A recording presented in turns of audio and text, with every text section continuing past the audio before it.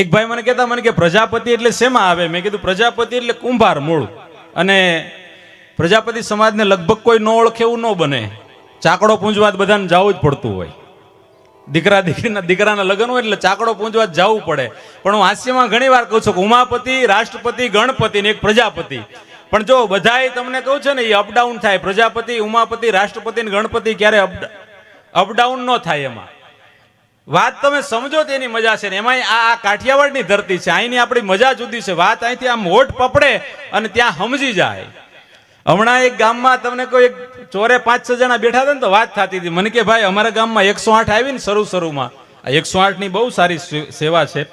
પણ 108 નું નામ યાદ આવ્યું એટલે કહું તમને. દાદા ઘણી વાર કે નામ સ્મરણનું રાધે રાધે જે નામ દાદાએ મને તમને આપ્યું છે, આજે રાધે રાધે નામ દુનિયા આખીમાં ગુંજે છે. ત્યારે આપણને કહેવાનું મન થાય કે આ કેરાળા ગામને એક ધામ બનાવી દીધું એક બ્રહ્મપુત્રએ. રાધે રાધે નામ આખી દુનિયામાં ગુંજે છે. કેવડો મોટો એ નામનો મહિમા હશે. પણ વાત કરતો હતો કે વડીલો બેઠા હતા ને તો મને એને વાત કરી. મને કે ભાઈ જ્યારે નવી 108 આવી ને કે અમારા ગામમાં, ત્યારે ઘણાને ખબર નહોતી. 2 જણા વાડીએ બાજ્યા, એક જણાએ સીધું કોદાળીનો હાથો માથામાં માર્યો તો ઓલાને માથું ફાટી ગયું. પછી મારતા જ માર્યું, પછી ઓલો બી ગયો, લોહીની ધાર થઈને તે દોડતો ગામમાં આવ્યો કે 108 વાળાને નંબર આપો. તે ગામના એ પાછા એવા કે ભાઈ અમારી પાસે થોડો હોય 108 નો નંબર, સરપંચ પાસે જા. તમે જોજો આખો ઓગો હળગેલો, વેલો આખો હળી ગયેલો. દોડતો સરપંચ પાસે ગયો કે સરપંચ 108 વાળા નંબર આપો. સરપંચ કે હું એ હાટું સરપંચ છો છું, 108 ના નંબર મારે રાખવાના, મારી પાસે નથી. તો કે હવે તમને મત નહીં આપી, કે જેને દેવો હોય ને દેજો, 108 વાળા નંબર મારી પાસે નથી. ગામમાં પાનના ગલે ગયો કે ભાઈ 108 વાળા નંબર છે. ઓલો કે અમે થોડા રાખી. કોઈને મૂળ મુદ્દો જ ખબર નહીં કે આ મૂળ 108 આ છે. પણ 108 નામ યાદ આવ્યું પેલા જોક્સમાં, એટલે તમને કહી દઉં કે સાહેબ 108 એમ્બ્યુલન્સ નો નંબર છે. બહુ સારી સુવિધા છે આપણા દેશની, આપણા રાષ્ટ્રની. એ સુવિધાને હું લાખ વંદન કરું છું, ધન્યવાદ આપું છું. પણ તમને વાત ગમે તો વધાવજો. પૂજ્ય દાદા ઘણી વાર કહે કે રાધે નામ એ છે, એ પરમાત્મા સુંદર શ્યામને એટલું પ્રિય છે. આપણી પાસે જે માળા છે ને એના મણકા 108 છે. એ 108 તમારા હાથમાં ફરે ને તો કદાચ ઓલી 108 માં મારે તમારે ફરવા ન જવું પડે સાહેબ. હા, ઓલી જે માળા છે એમાંય મણકા 108 જ છે, પણ ઈ ફરે તો. બાકી નક્કી નહીં ફરે એને ફરે, બાકી બધાને ન ફરે સાહેબ. નજીક હોય તો ન ફરે. હરિદ્વાર અમે ગયા ઘણી વાર, હરિદ્વાર તો, અને હમણાં કુંભ મેળો. હા, જેવો કુંભ મેળો ત્યાં પૂર્ણ થયો એવો જ અહીંયા શિવરાત્રીનો મેળો. કુંભમાં ઘણા નાવા ગયા. મને એક ભાઈ કહેતા મારથી નથી જવાનું. મને કે તમે કેમ ન આવ્યા? એટલે મેં હસતા કીધું, મેં કીધું મેં એવા કર્યા જ નથી નાવા જવું પડે એમ. એટલે થોડા ખીજાણા. મને કે તમે શું કહેવા માંગો છો? મેં કીધું ના એવું કાંઈ નથી, પણ ભાવ હોય હૃદયથી. જોકે ગંગામાં નાવાથી માણસ પવિત્ર થાય કોઈ શંકા ને એમાં સ્થાન નથી સાહેબ. હટરો કટરો હાડરો જોતર ગંગા જાય તો એની પેઢીએ ભૂત ન હરજે ભાગીરથી. ગંગા એટલી પવિત્ર જ છે.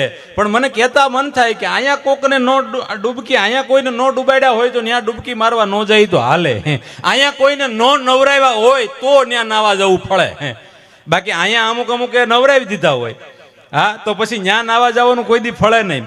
પણ આ કાઠિયાવાડની ધરતી છે એટલે તમને કહું વર્તમાન પરિસ્થિતિ કેવી છે તમને કહું.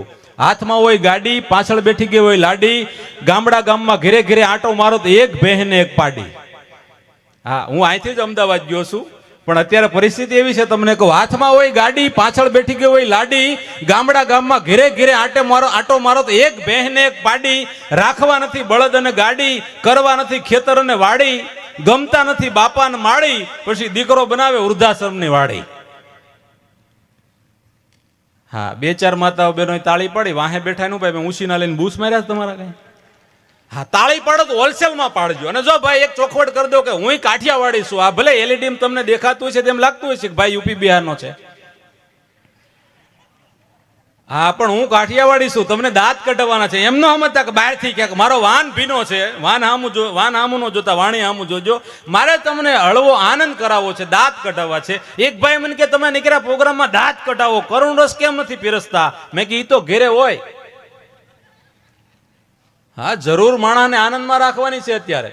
આ જો માતાઓ બહેનો આ બાજુ બેઠા છે, એ આનંદ કરે છે ને તાળીઓ પડે, મજા આવે. હમણાં એક બેનને મેં પૂછ્યું, તમે એક બેન પ્રોગ્રામમાં એકલા આવ્યા?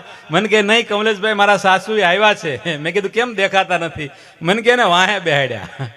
મેં કીધું કેમ તમારા સાસુ માથા ભારે છે? મને કે ના કમલેશભાઈ, અમારા બા તોબા છે, અમારા બા તો બા છે. પછી ખબર પડી કે બા તોબા છે. હા, જો 11 વાગી ગયા છે, પણ હજી અમુક મિત્રો હાલ્યા આવે છે. આપણા ગુજરાતીની મોટામાં મોટી તકલીફ શું છે? બધા એક ટાઈમે ન આવ્યો. અમેરિકા, લંડન, કેનેડા, ઓસ્ટ્રેલિયા, એ બધા દેશ છે ને ટાઈમ ઉપર હાલે, અને આપણે ભારત છે ને એને ટાઈમ ઉપરથી હાલે. 11 વાગ્યા હજી હાલ્યા આવે. ઘણા 1:30 વાગ્યા અમને બજારે હામાં મળશે, લે પતી ગયો. ના ના, અમે માઇક લઈને તારી ઘરે આવી. કારણ કે હજી જરૂર, હું તમને ગેરંટી આપું, અમે 2 વાગે પ્રોગ્રામ પૂરો કરીને બજારે ચડશું ને તો ઘણા હામાં મળશે, લે પતાવી દીધું વેલા. ના ના, તું ઘેરે રે, અમે ત્યાં માઇક લઈને આવી. હમણાં તો એક ભાઈની ઘરે ચોર આવ્યો. દાદા, ચોર તો આવે ને, ચોર તો એનો તો ધંધો એ છે ને. તે રાતે 12 વાગે ચોર આવ્યો ગામડામાં. તે ચોર તમને કહું, સિંગલ બોડી, 45 કિલો વજન ખાલી. જીતુ ઉસ્તાદ, ચોરનો 45 કિલો વજન. અને ગામડામાં તો આપણે નળિયાવાળા મકાન હોય, તો ઓલો નળિયા ખેંચવીને ચોર પડ્યો. હવે વાત સમજો, ચોરનો વજન 45 કિલો, અને જેના ઘરમાં પડ્યો ને એ ભાઈના પત્નીનો વજન થોડોક વધારે ને 140 કિલો હતો. અને જેવો ચોર નળિયા ખેંચવીને નીચે પડ્યો ને, એની ઘરવાળી જાગી ગઈ, ચોરની ઉપર બેહી ગઈ ડાયરેક્ટ. ચોર મુદળ 45 કિલો અને ઓલા બેનનો 140 કિલો. ચોરની માથે કોલર પકડીને બેહી ગઈ. ચોર હું કારા કરે હો. અને એમ ઘરવાળો જાગી ગયો. હું થયું? કે આ ચોર આવ્યો. ચોર ક્યાં છે? કે મારી હેઠે અહીં જો, દેખાય નહીં તમને. ચોર 40 કિલો ને ઘરવાળી 140 કિલો ની ચોરની ઉપર બેહી ગઈ. ચોરનો શ્વાસ ચડી ગયો. તેનો છોકરો જાગી ગયો. કે મમ્મી હું થયું? કે ચોર આવ્યા, જલ્દી જા, પોલીસને બોલાય. છોકરો કે અમરેલી જવું વાર લાગે. કે જલ્દી જા, અહીંયા નજીક જા, જે પણ ચોકી હોય ત્યાં જા. તે છોકરો ફળિયા માટો મારતો હતો. 1 મિનિટ થઈ, 2 મિનિટ થઈ, 5 મિનિટ થઈ, છોકરો ફળિયા બારો જાય નહીં. એની માએ કીધું, કેમ ફળિયા બાર નથી જાતો? જલ્દી જા, પોલીસને બોલાય, હું ચોરને પકડીને એની માથે બેઠી છું. છોકરો કે મમ્મી, મારા ચંપલ જડતા નથી. તે ચોર બોલ્યો, મારા પહેરતો જા પણ જલ્દી જા, મારા પહેરતો જા પણ જલ્દી જા, કારણ કે પોલીસ મારી નહીં નાખે. 5 મિનિટ મોડો પડ્યો ને તો તારી માં મારી નાખશે, પોલીસ મારી નહીં નાખે, તારી માં. એટલે વજન માપમાં બહુ સારો, વજન વધારે નહીં સારો. શરીર છે ને એ માપમાં સારું. અત્યારે તો ખોરાક એવા થઈ ગયા છે એટલે કાંઈ નક્કી નહીં ભાઈ, એટલો વજન હોય, પણ બધી વસ્તુ માપમાં બહુ સારી. હમણાં એક જણો મને કહેતો હતો, મને કે કમલેશ, હું ભાડે રહેતો હતો, ભાડે. મેં કીધું પછી હું છું? એ કે મેં મારા મકાન માલિકને શેર બજારના ફાયદા સમજાવ્યા. મેં કીધું સારું કહેવાય. પછી હું છું? મને કે હું ભાડે રહેતો હતો, પછી મેં મારા મકાન માલિકને શેર બજારના ફાયદા સમજાવ્યા. મેં કીધું પછી હું છું? મને કે હવે અમે 2 ભાડે રહી. ધ્યાન રાખજો આવા ભાડવાતનું. અને શેર બજાર વાળાનું બહુ ધ્યાન રાખવું, કાંઈ નક્કી જ ન હોય. આપણને એમ કે અહીંયા રોકો, પછી એ જ ત્યાં ન હોય, આપણે રોકાણા હોય, એ નીકળી ગયો હોય. એટલે વાતું છે હાવ ઝીણિયું, લોઢાને કાપી નાખે સીણિયું. વાત ઝીણી પણ વાત સમજાય તો મજા છે. शब्द आ रहे शब्द पा रहे शब्द की है डग ढेरिया. जो शब्द संभाल कर बोलिए शब्द को हाथ नहीं पाऊं. एक शब्द औषध करे और एक शब्द करे घाव. આ સરસ સરસ પાણીની બોટલો લાવ્યા છે અમારા કલાકારો માટે. ચા અત્યારમાં નહીં, પછી આપજો. તમારે પીવી છે? હા તો આપી દો. ચાનો એક દુહો છે બા, કે ચાએ ટાળ્યું શિરામણ અને બીડીએ ટાળ્યો હોકો. હાહુનું કયું હોવ કરે નહીં, કોનો કરવો ધોખો. ચાએ ટાળ્યું શિરામણ. ચા આવી એટલે મને ગમે, મને ચા ખરેખર ચા પ્રત્યે મને બહુ માન. પી લ્યો તમે, ત્યાં સુધી હું તમ તારે. હા, બધા પી આવો, જાઓ. પછી શું છે, વચ્ચે વાંધો નહીં તમારે. ચાએ ટાળ્યું શિરામણ. મનોહરભાઈ એક દુહો છે આ ચા ઉપરનો લોક સાહિત્ય, કે ચાએ ટાળ્યું શિરામણ અને બીડીએ ટાળ્યો હોકો. હાહુનું કયું હોવ કરે નહીં, કોનો કરવો ધોખો. ચાએ ટાળ્યું શિરામણ. શિરામણ આ બધું ગામડું છે, બધાને ખબર. આપણે સાહેબ બાજરાનો રોટલો, માખણનો લોંદો, લહણની ચટણી, આવા શિરામણ કરતા હતા. અને હવે બ્રેકફાસ્ટ આવી ગયા. બહેનોને ખાસ વિનંતી, છોકરાને રોટલીના ભૂંગળા ખવડાવજો. અને માખણ હો, બટર નહીં, બટર. બટરનો કોઈ અર્થ માખણ થતો જ નથી. બટર અને માખણ બે જુદું છે. હમણાં તો એક બેનનો છોકરો જમવા બેઠો, બેને થાળી પીરસી, ઓલા છોકરાએ બટકો ભાંગીને મોઢામાં મૂક્યો, અને મમ્મીએ 3 લાફા માર્યા. એમ ડાયરેક્ટ ખવાય? ફોટો પાડીને ફેસબુકમાં મૂકવાનો હોય. લે, હું કામ જીવાડે છે એ જ નથી ખબર પડતી. એટલું બધું દેખાવ જ એટલો બધો કરવો, એટલો દેખાવ કરવો. આખું ઘર ફરવા જાય, એના ફોટા પાડીને ફેસબુકમાં મૂકે અમે આખો પરિવાર મસૂરી ફરવા આવ્યા છીએ 3 દિવસ માટે. ઘર હાવ તળિયા ઝાટક કરી જાય ચોર આવીને, કારણ કે ખબર છે 3 દિવસ તાળું મારીને ગયા. નહીં, દેખાવ બહુ ઓછો કરવો. ખુશી કોઈ પણ હોય જીવનમાં એનો બીજાને બહુ ઓછું બતાવવું. આપણે કોઈ પણ સારા કપડાં લાવ્યા હોય, સારી ગાડી લાવ્યા હોય. એક ભાઈ મને કહેતા હતા, મને કે કોઈ પણ ભાઈ ઘરે આવે અને એની પત્ની આવીને તરત દરવાજો ખોલી અને પાણીનો ગ્લાસ લઈને ઊભી રહી ને, તો મને કે 2 વસ્તુ હોય. મેં કે હું? મને કે કાં ગાડી નવી હોય, બીજું તમને સમજાય તો. આ બાજુ વાળા જ દાંત કાઢે છે, આ બાજુ વાળાને શું કાંઈ દુખાવો થયો છે એવો? મને કે કાં ગાડી નવી હોય અને કાં લાડી નવી હોય. મને એક હમણાં મેં બહુ સરસ વાત એક વાંચી કે આજથી 30-40 વર્ષ પહેલા જમાનો કેવો હતો કે લગ્ન જલ્દી થઈ જતા પણ છૂટાછેડા જલ્દી ન થતા. છૂટું કરવું હોય તો આંખે પાણી આવી જાય, સમજાવીને વડીલો જીવન જીવાડે. 30-40 વર્ષ પહેલા જમાનો એવો હતો કે લગ્ન જલ્દી થઈ જતા, છૂટાછેડા જલ્દી ન થઈ જાય. લગ્ન છે એ જલ્દી થઈ જતા, છૂટાછેડા જલ્દી ન થાય. અત્યારે તકલીફ કેવી છે, લગ્ન જલ્દી ન થાય પણ સોમવારે હામા મળે, મંગળવારે મનમાં ને બુધવારે બે નક્કી કરે, ગુરુવારે લગ્ન કરે, શુક્રવારે શંકા જાય, શનિવારે છૂટાછેડા, રવિવારે રમર ભમર. હા, અને એક વિનંતી કરું યુવાનોને કે અત્યારે તમે છોકરી જોવો એનો વાંધો નહીં, પણ આ મેકઅપનો એવો જમાનો આવી ગયો છે અત્યારે, તો જેટલા યુવાન મિત્રો છે, જેટલા બાકી છે યુવાનો, એને હું એક વણ માગી સલાહ આપું વડીલ તરીકે. કારણ કે હું એ બાબતમાં થોડોક વડીલ કહેવાઉં, બાકી તો મારા આમ 17 થાય છે, હજી 2-17. હા, સમજાય ને, દાંત કાઢવાની છૂટ છે. 2-17 એમ. એટલે હું યુવાનોને કહું, જેટલા બાકી હોય ને કે તમે છોકરી જોવા જાઓ ને, જેટલા જુવાનડામાં બાકી હોય ને એને વિનંતી કરું છું, છોકરી જોવા જાઓ એટલે જઈને એટલું કહેજો કે બેન, સોરી બેન નો કહેતા, કેસ ફેલ થઈ જાય, પણ જઈને તમે એટલું પહેલા કહેજો કે મોઢું ધોતા હો. શું કામ ખબર? મેકઅપનો એવો જમાનો આવી ગયો છે સાહેબ. આપણે ઘરે જઈને જોવા જાય ને, એટલો સરસ મેકઅપ કરીને બેઠી હોય, આપણને લાગે કે ઐશ્વર્યા.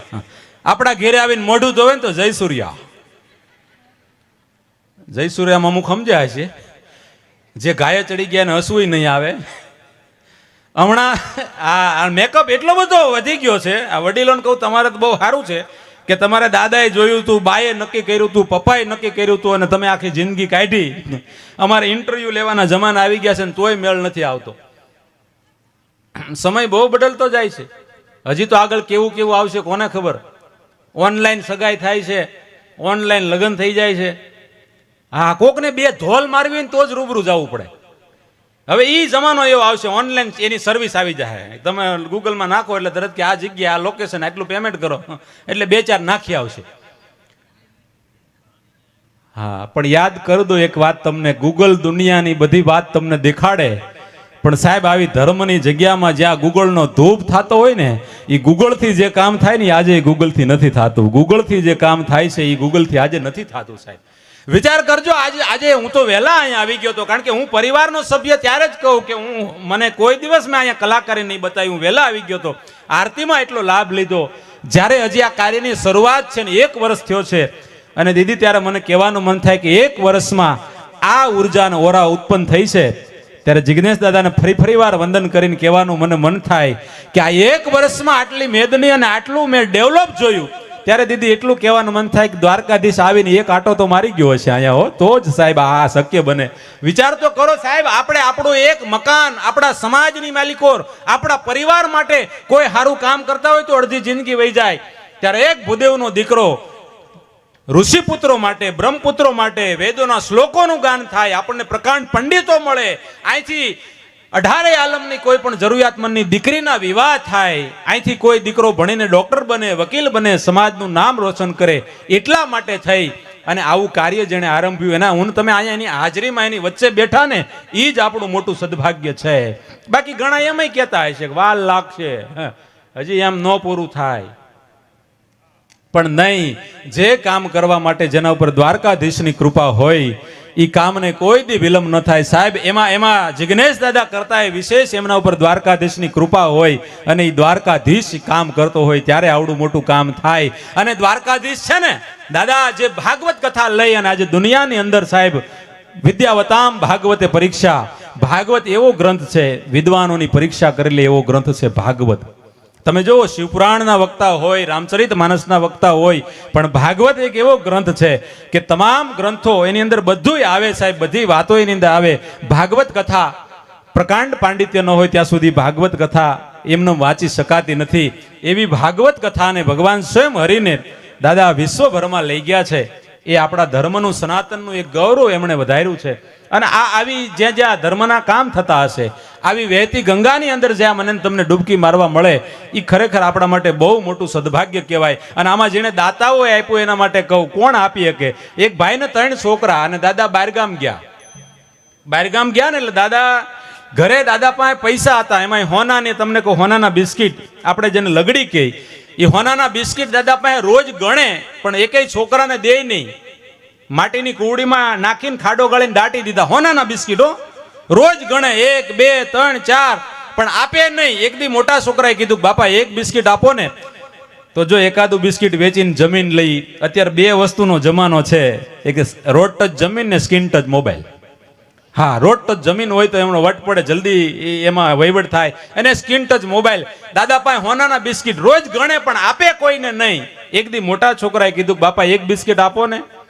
તો કે ન મળે. એક દી વચલા દીકરાએ કીધું, બાપા હોનાના બિસ્કિટ રોજ ગણો છો અને પાછા ખાડો ગળીને દાટી દો છો, કોઈને દેતા નથી. આમનામ દિવસો વયા ગયા. બાપા એકવાર હોનાના બિસ્કિટ માટીની કુવડીમાં નાખીને ખાડો ગાળીને દાટી અને બહારગામ કોઈ ગામતરે ગયા. નાનો દીકરો નટખટ હતો, એણે ખાડો ગાળી કુવડી બારી કાઢી, એમાંથી હોનાના બિસ્કિટ કાઢી માલપા પાર્લેના નાખી દીધા. હોનાના બિસ્કિટ કાઢી પાર્લેના બિસ્કિટ નાખી દીધા. કુવડીનું મોઢું બાંધી દીધું, કુવડી દાટી દીધી.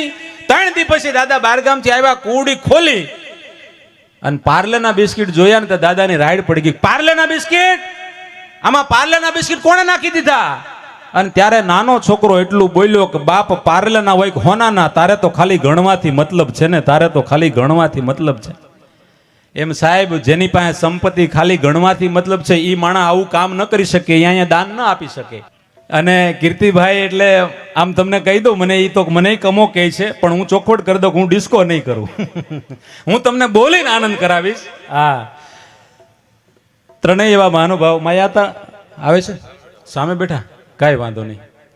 આતા હા, આપ બધા હમણાં ન્યૂઝમાં જોયું હશે, પણ તમને એક વાત, આતા સામે બેઠા છે એટલે કહું, સાહેબ, જગત આખાને આટલો આનંદ કરાયો હોય ને, દુનિયાના હૃદય હળવા કર્યા હોય ને, એને મોગલ કોઈ દી હૃદય ભારે ન થવા દે. ખૂબ આપણી વચ્ચે એવી નાદુરત તબિયત હતી, પણ બહુ જલ્દી સાજા થઈ અને ફરી પાછા ડાયરાની દુનિયામાં આનંદ કરાવવા માટે એટલું એમનું સ્વાસ્થ્ય સારું થઈ ગયું છે. કેટલાઓની બધાની શુભેચ્છાઓ હતી.